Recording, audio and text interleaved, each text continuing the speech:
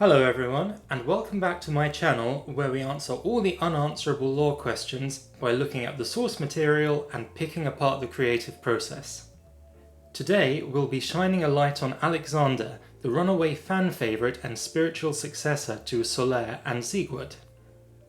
Alexander, with his Ganbate spirit, is a fantastic example of how effortlessly FromSoft combine Western and Japanese cultural ideas to create worlds with depth and character. The function of the jars in Elden Ring is to collect the remains of the heroic dead, which, you'll remember from the Millennia video, was originally the job of the Valkyries. But their design concept is rooted firmly in Japanese mythology. Specifically, living jars draw on the tradition of Yokai, the ever-popular body of colourful folklore figures that includes everything from ghosts, grudge spirits, monsters, living objects and animals. They can be terrifying, comical, or dangerous. Yokai feature in all aspects of Japanese culture, both in traditional forms and reinvented for the modern world. They pop up everywhere in books, games, manga, anime, TV and film, and hardly any Japanese bookshop doesn't stock extensive directories or pocket guides on the subject. The warrior jars are an example of Tsukumogami, a category of yokai that consists of inanimate objects that have acquired sentience or human characteristics, usually after 100 years.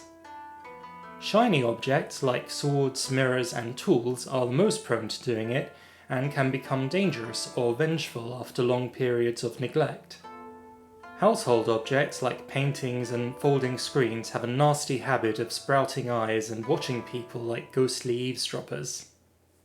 The jars are inspired by the pot character Zen Fusho, which appears in an Edo period demonology of haunted housewares.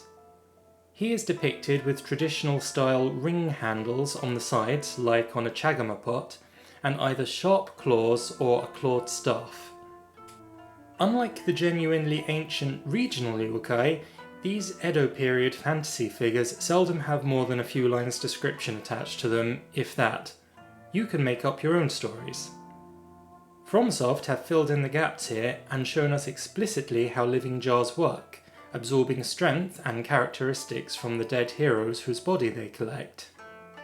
They bring the worthiest fighters back to the Erd Tree, just as the Valkyries took slain heroes up to glory in Valhalla.